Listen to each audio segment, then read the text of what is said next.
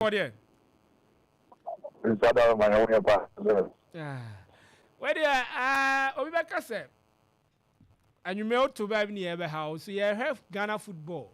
Now no other money FNO a meeting regarding hooliganism and sensama abai league and they am soma. Crobia Sanoka call my number 1 supporter or my Lucina. Meeting am and say Dana as football a year administrators. Dana is a model Ghana for. That's it can go. I'm sure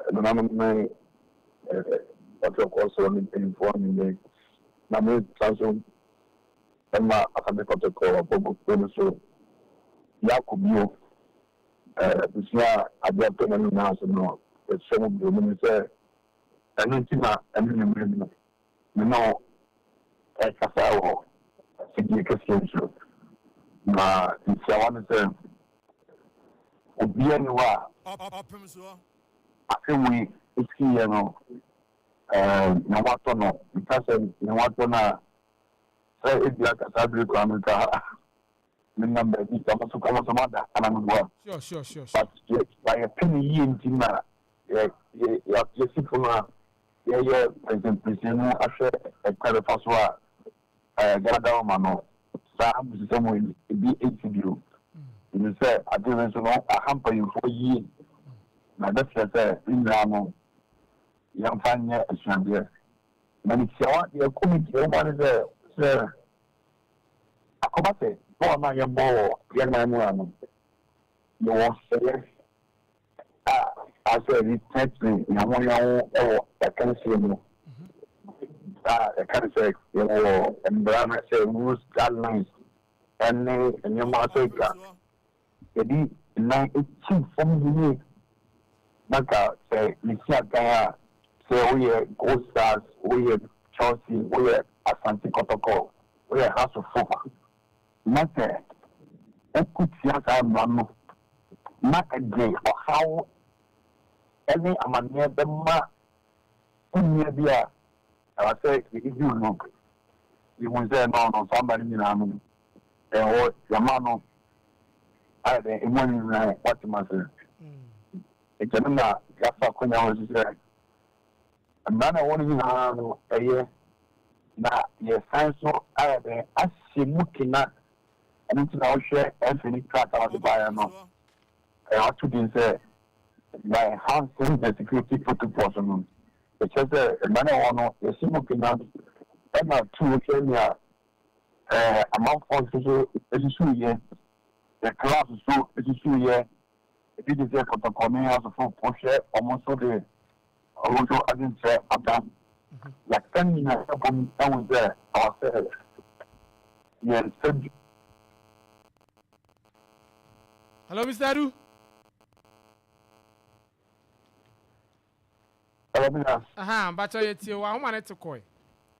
attending the mechanism say you match entry protocols no say fast one you not say you know and it's a kind of the aba o share tama na no na si on and swat okay video see dia share inia kuma pole na si inia pole asana kotoko team no kwa no e rusted you know na nti na wase bi every trip one the GD say sana one nyina no I say it's free I can't see no because it will be one way on a January so the January so na kon dele wo baby na ko fa oye ne abre obi asadi o me baby obi a ayebusuan ni da so and you know the feature akobase sia no club Obama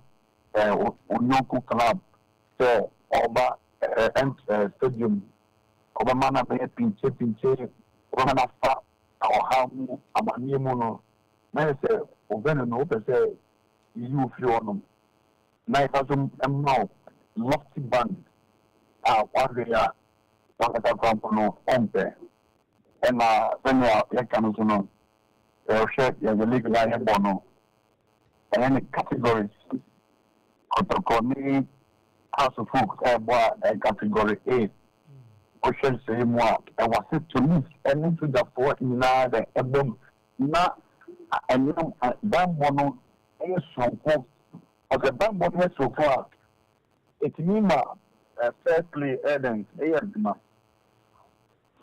on the security no a house that people a big park as well or the final mutia and my ability to akofan for so either upgrading in any Ghana and the Secretary has a bar and police are say bano and Maya mean GBC political representatives. The Connie Goldstars a bar category B no and your crown say 120 police personnel are seeing no park and so I'm a stadium more not a man as we pay to pay a ember. Or say safety protocols. I'm going to say now, and yet, say, a bubble now, one say, oh, a home team, away team, and back, a bus stadium. Now, we want to say, that is true. One say, a due date. Now, home team say, among them, now, I have PG now, getting players. Found how many I didn't know. You see, they're nice for me. Say, player, you could pretty much now. The best is say, Ebia Goldstars and the Cotoconebo. Goldstars never home. Ebia Ababa Park 110. Cotoconebo 120. The 120. Now Goldstars on my. Now Cotoco, I will go 120 now. Piano because of that. One team empire, you know, on Makotoko team in room. Okay. And I'll be room, sir. I was say, and then yet recognize security personnel at the gate. Police, and next team supporters, now, I could put you good down, no, now, acquire ye, no club, I will know. Some run on the piano, another offshot, for 50,000 to be fine. Possibly no, and as a venom upon your consumer, and I say a banner. Yes, say, the vampire said that the CCTV camera one in Arno, and many are election also. But the idea is to know, maybe not Jabia to there, or beyond what is there, or the Vietnam, and that's CCO, send a bear, or Bishop Abina, or yet at the Bolivia, which ya, or that, which ya nipa. Found this one, the team had an African help. In the police for an old magic park, hearing now the catch one is you know, class, you know, a cat meanwhile. You go start to be about 4, and I mean, other 17 better than about 4. Okay. Sometimes you mean, no, Upia, Indian, where man was said, sir. Me call Obifia. I was saying the Paconia environment, I can say, Sabia, Sunjay, or however, it being what I say. I think the Paconia, Sunjay, I see you how need to be seen according to Nabium. And Pono said, Cotopaber Junior, I said police, 18 hours of winter, our motel. Now hotel no so move your ever back as a police give money and double back. Now move your match as well. Police a job coin. You see say, trying to say we now and then ama. You know you are a man out clearing you give me the method of the pitch of peace and people are making me I come. There are a lot more. But you need to know I cannot come and see you police supporters to be an how much the mechanism. Okay. Mr. Adu. Yeah. What can be brave? Na ni ebisa enei mwadi nkomo da ben ana league ne kra mo nyina magye atum se league no yensan enhyase se mu ni nkomo nso a wo personally niema a ekoi ensusu ye ben na wo so de be ma aye associate na ade ma association ni se omo hwe na omo ni so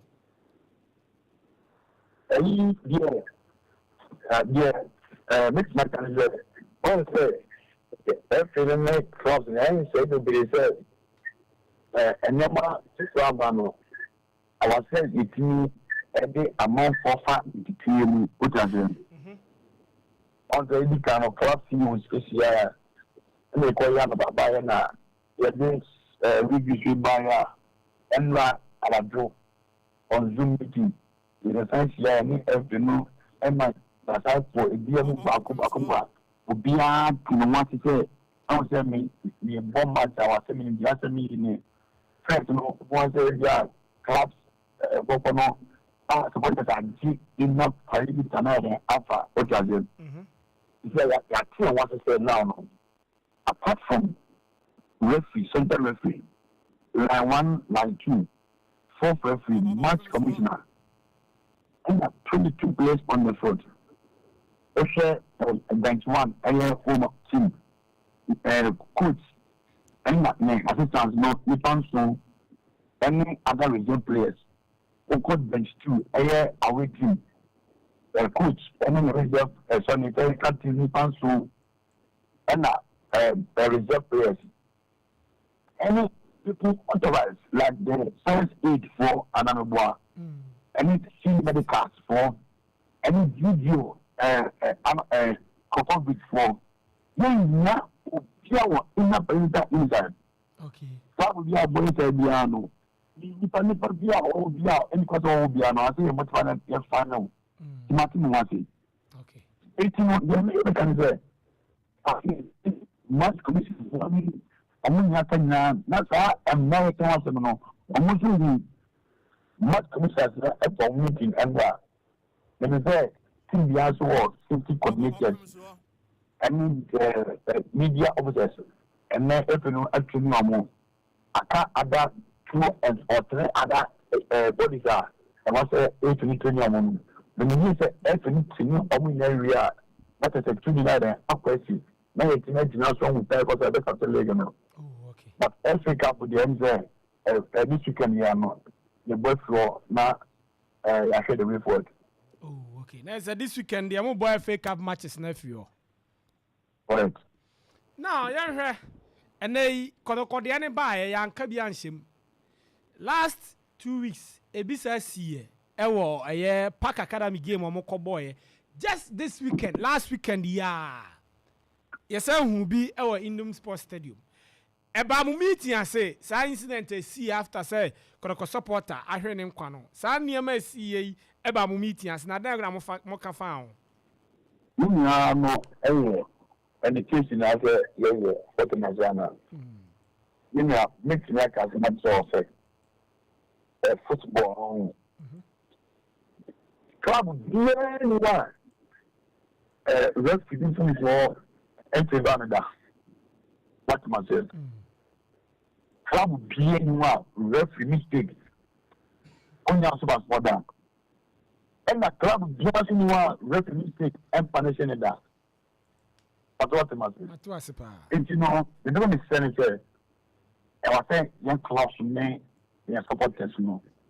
In your book, your mind, when I say, you want to football, no, and you can't see, and you grow. But funny friends there, when you be a kind of, when we need now, when you are but to be as per se, when we need game, or we know about a fair ground, Sure. and say that on bias, Kaka, and then a man has dream. Meaning, referees, no, majority of them, no, do our issues, and I could see referees decisions. Let's say, so now, Omukomu at various districts, the referees every weekend be instructed, and then we reviews. Next one there. I want to know, within my own class here, I'm going to practicing often. If you have match we against we, drop a channel, excellent one instructor and say, using the CA, and I'm going to say, I saw onside. About the good watch out, but a decision are appropriate. And that is the next time you are not open the game, not such a scenario here. You will be in state said, by mistake. Meanwhile, mistake said, and education on the part of the referees, I was said, okay. Now, obviously, elementary errors, no. And it's not one, I can't see it as a better. But not cut it Sunday, no message cross in there, and spotters in there. I am Ominia referees, no, India, no, upper.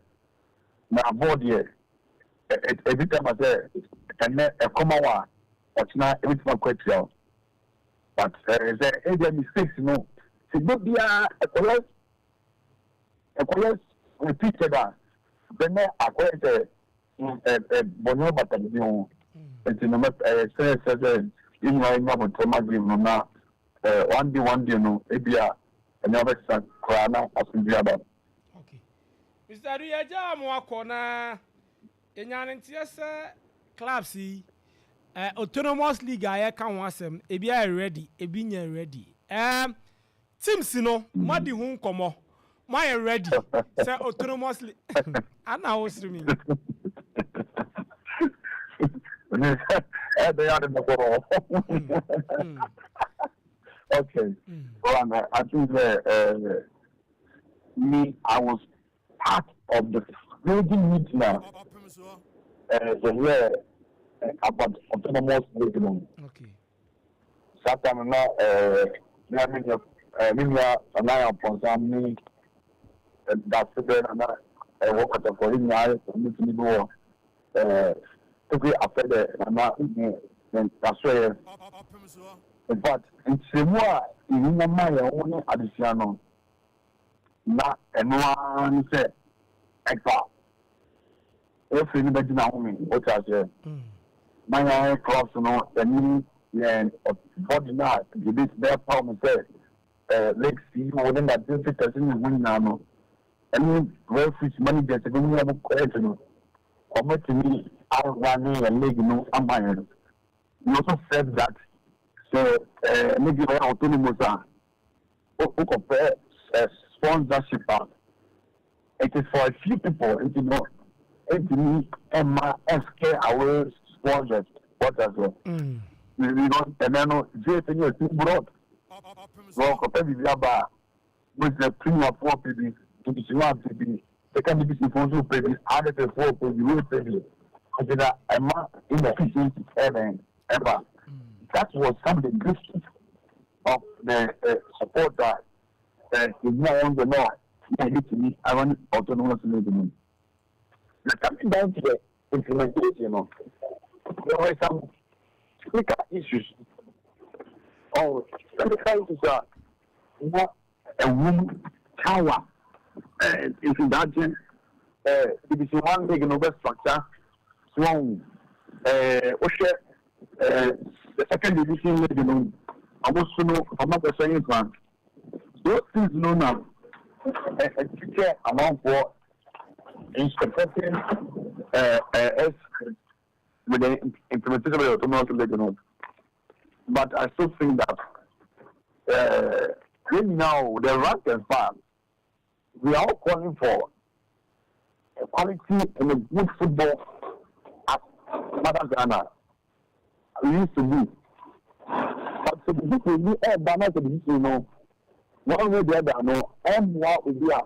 Because now we are trying to be in a position. If you know, the autonomous league in there.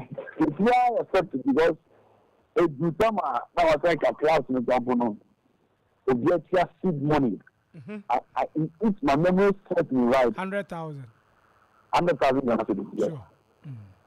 And we shall say we could channel good here.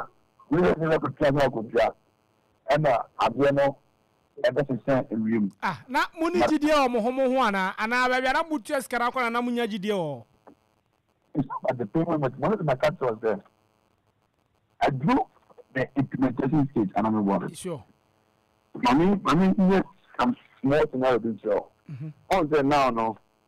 I started with the more second division late, and the important is the second division league in Melbourne.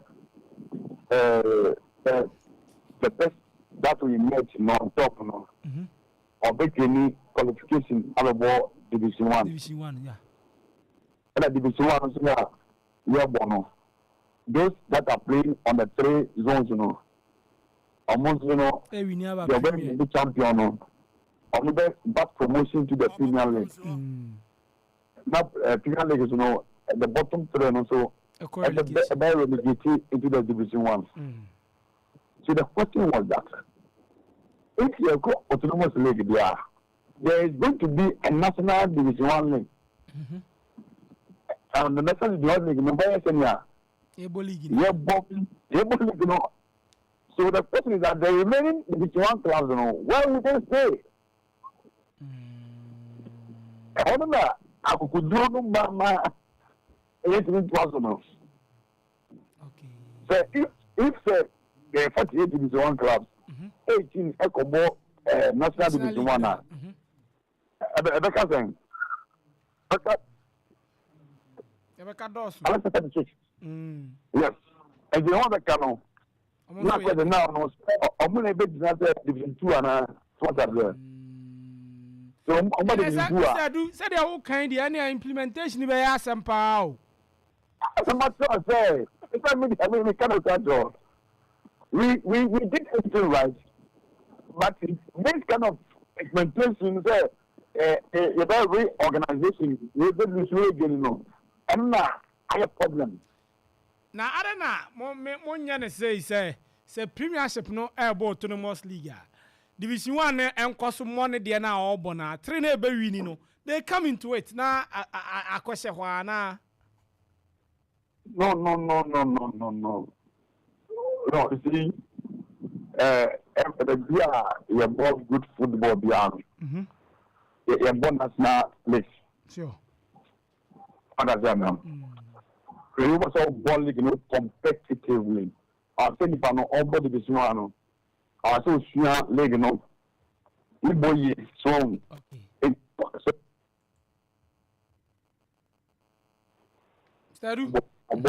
Okay. So, qualify so to know what's league now. Adaptation will be easy. Okay.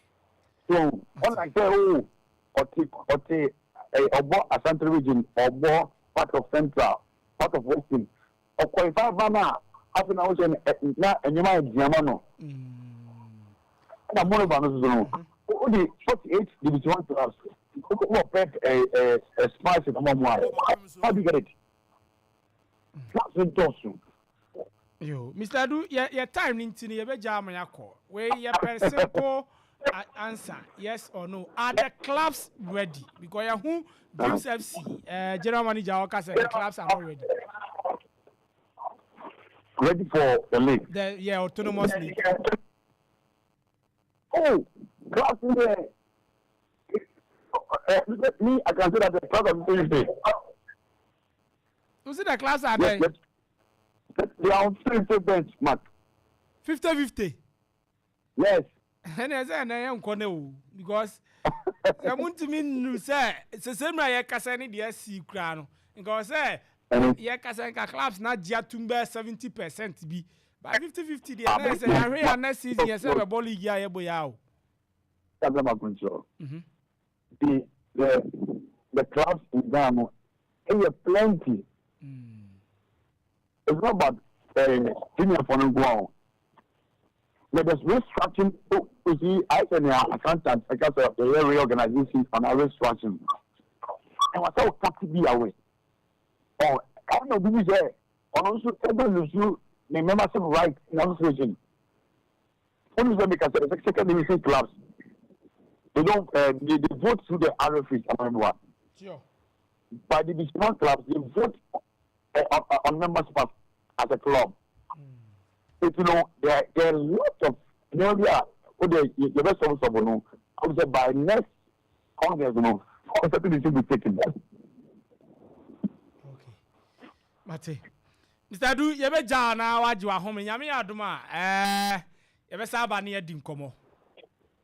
We need komo whether one last thing is you know you have a group of football. Okay. A good pointer. Obia at your own quarters, you know. Would the big picture be professionally. with honesty, with your intellect working on yenye as clubs. Now we share with the future. I would say a repeater of what happened recently. Our is what any eliminano is uncalled for. It's something that we are condemning. It's the clubs, especially any supporters in Qatar and associated football there. You cannot get it to work all the time. Now, it's system. For your time, please. Okay. But Mr. Akwasi Adu, CEO, Emma Bibiani Goldstars, and Yeneno Ekotutri and Komowa Maye, extensive interview. And Mijidi said, I'm watching a bear who Jumana Yashada, a Remu Pa. Chairman Alexander Simonu, and so Abekayan Sa Ewa Hanan.